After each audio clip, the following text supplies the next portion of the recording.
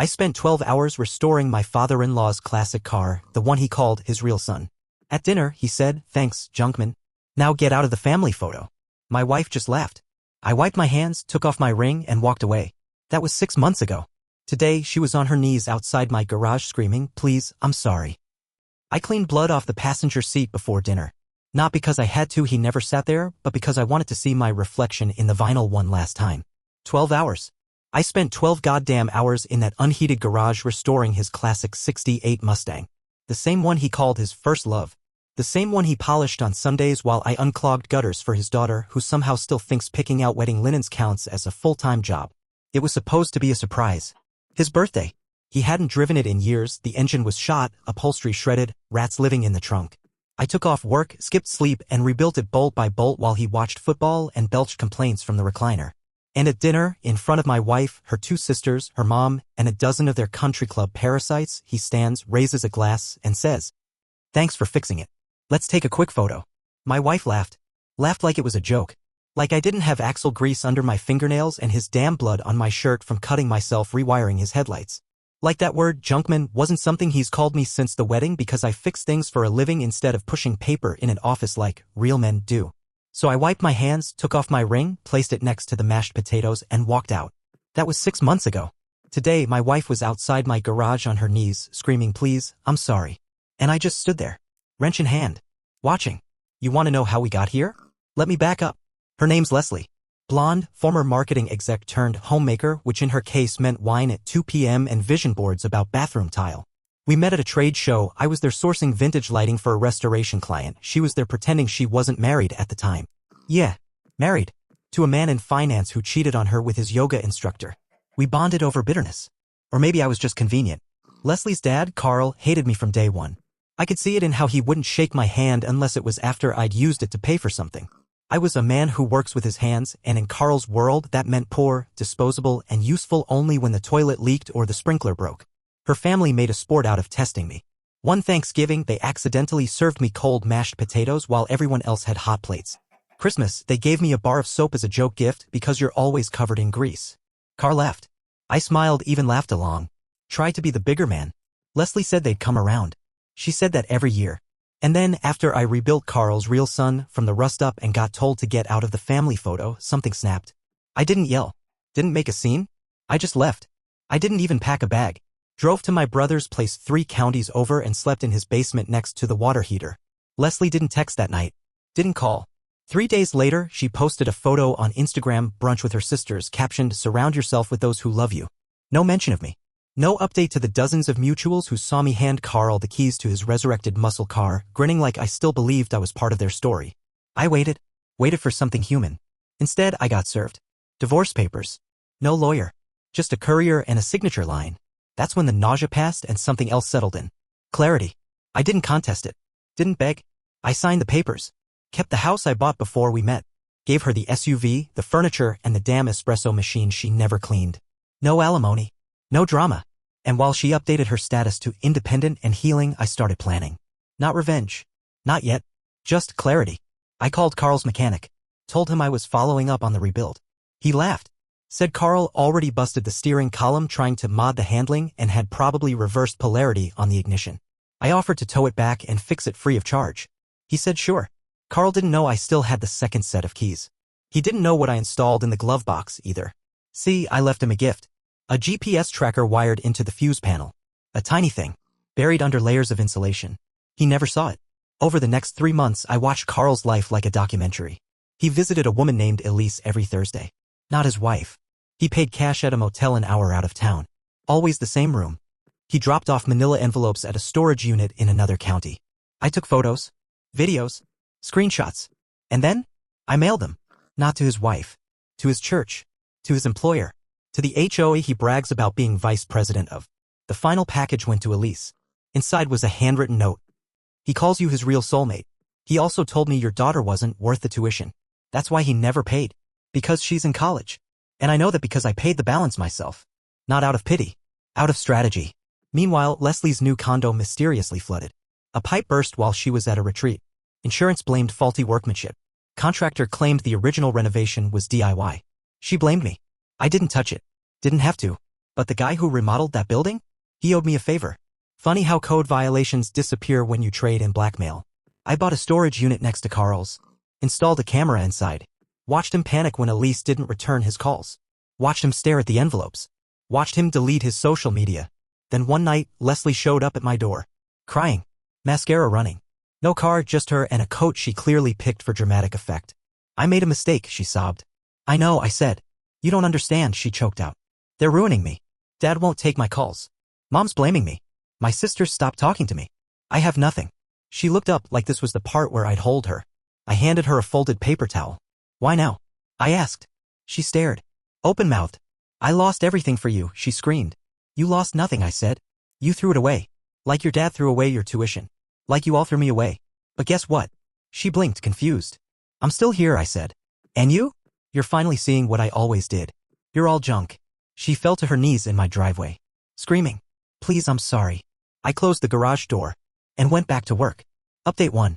I didn't expect her to come back. Not that night. Not after the driveway performance. Not after I shut the garage in her face like a coffin lid. But the next morning, there she was again, different coat, same cracked mascara, sitting on the hood of my old truck like it was still our driveway, like she had any claim left. She didn't knock. Just waited. I left her there. I made coffee, made toast, took a shower, folded laundry. I opened the blinds so she could see me doing it. Not out of cruelty, out of honesty. She used to scream that I was emotionally unavailable. But the truth was, she just hated when I stopped playing the fool. Around 11, I stepped outside with a thermos of coffee and a cigarette. I don't even smoke, just for effect. She stood up, all dramatics, like I was going to collapse and cradle her right there in the gravel. I didn't say a word. She started with the usual, how she'd been confused, how the divorce was a panic decision, how her sisters pressured her, how she was just trying to survive. I let her talk. And talk. And talk. Until her voice cracked under the weight of her own bullshit. Then I said, you can stop now. I know about you and Nate. She froze. It's funny, cheaters always think they are the ones holding secrets. But silence makes people sloppy.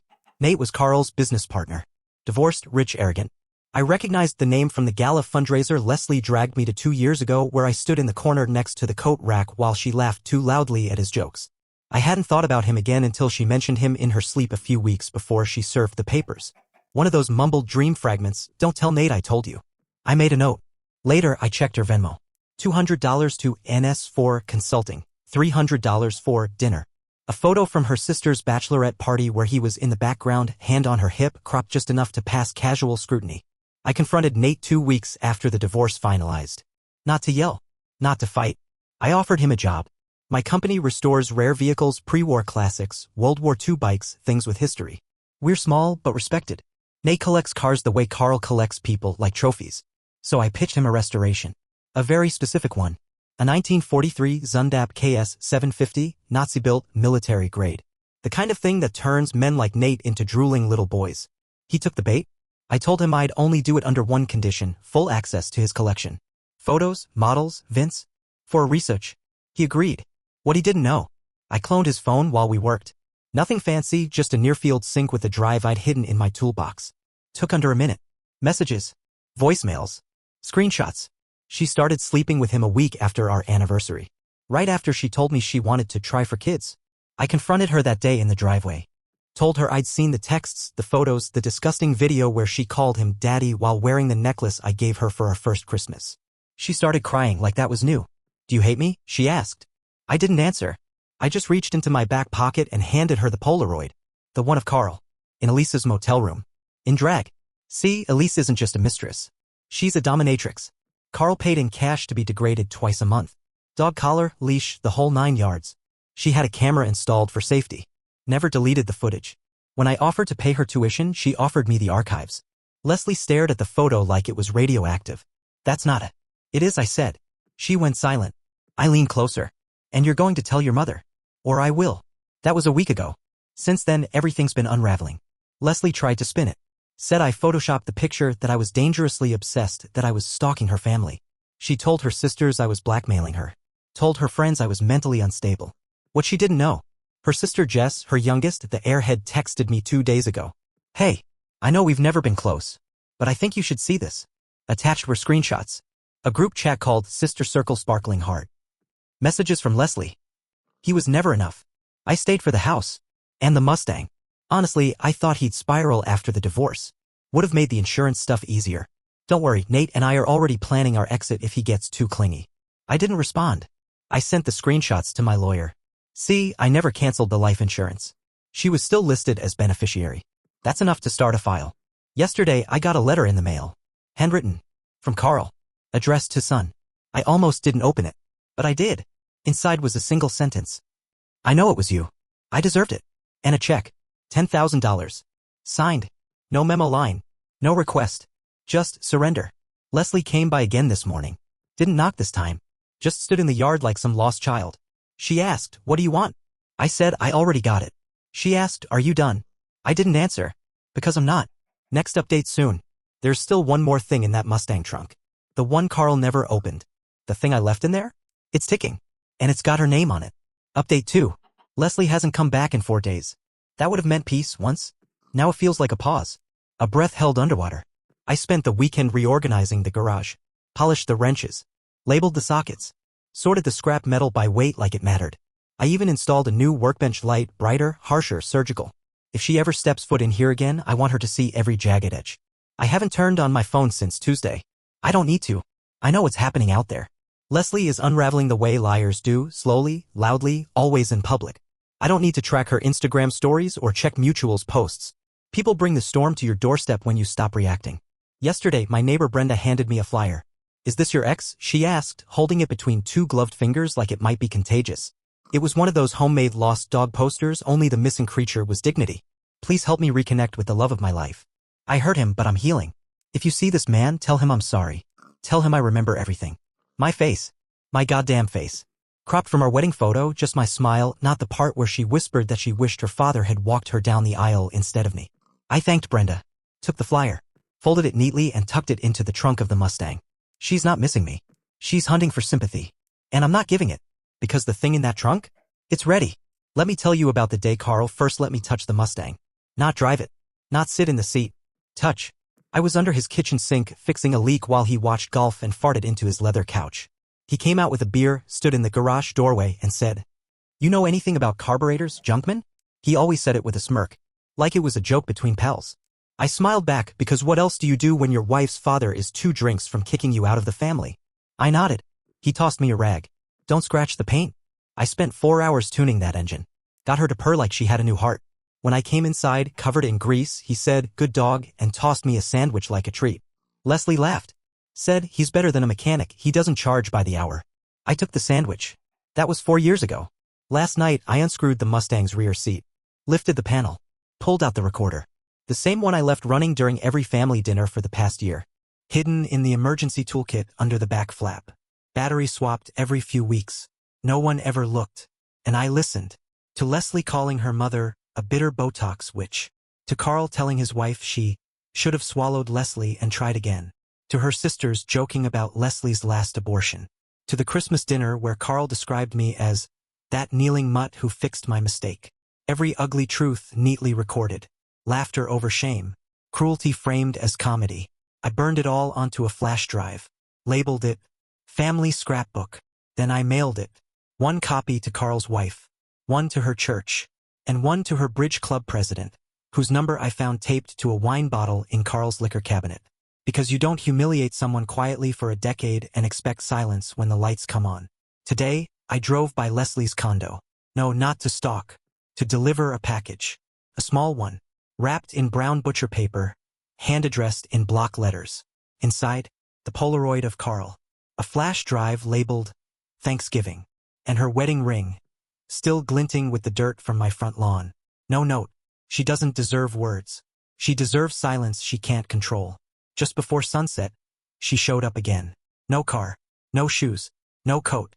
She looked smaller. Not thinner, just deflated. Like someone took the helium out of her personality. She stood at the edge of the driveway, blinking into the wind like she couldn't remember why she came. I didn't go out. Just stood at the window with the lights off, watching her shift between guilt and confusion, like a child left behind in a mall. Eventually she sat down on the curb, rocked back and forth, muttered something I couldn't hear. Then she screamed. Once. Long. Wet. Like something broke in her throat. And then she walked away, barefoot, into the dark. I locked the garage, turned on the new overhead, The Mustang's paint still sparkles under it. Funny thing about restoration, it's not about hiding the damage. It's about sealing it in, preserving every scar, making it beautiful not despite what it survived, but because of it. Leslie tried to turn me into scrap metal. She didn't know I was already forged. Final update coming soon. You won't believe who just called me. Final update. The call came 2 nights ago. Blocked number. 11:42 p.m. I almost didn't answer, but I did. There was a pause on the line, like whoever it was needed a second to remember how to speak. Then a voice I hadn't heard in nearly 10 years rasped out. Is this Michael? Only one person ever called me Michael. Her name was Diane, Carl's wife, Leslie's mother, the woman who spent every Christmas telling me I was lucky to marry up, who once handed me a coupon for cologne and said, "This might help." Now she was crying. Quiet, breathy, stunned. "I got your package," she said. Then silence. I waited. Let her sit in it. Let the weight land. She said she hadn't spoken to Carl in 2 days.